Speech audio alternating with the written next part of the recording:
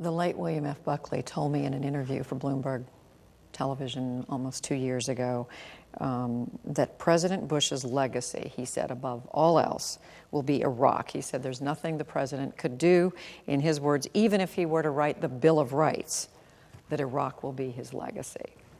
That's just fine, because the removal of Saddam Hussein, we tend to forget very quickly what Saddam Hussein meant.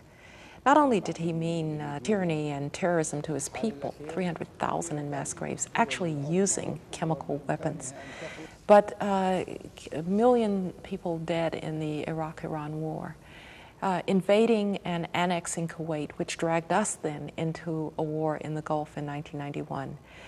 Weapons of mass destruction programs, whatever their state when we found them there, that led the UN to pass security resolution after resolution after resolution, and to put the Iraqi people under perhaps the most aggressive sanctions that the international community has ever used. And by the way, sanctions that were really making life pretty difficult for the Iraqi people, including growing malnutrition rates, but that were doing nothing to the regime, as we now know because of the oil for food scandals. That was the Iraq that this president finally decided there'd been enough, that in the post-9/11 environment, you couldn't let a threat to international peace and stability like that remain. And yes, it's been very, very tough. But I know that great historical events go through difficult phases and often emerge with the world left for the better. And I am proud of the decision of this administration to overthrow Saddam Hussein.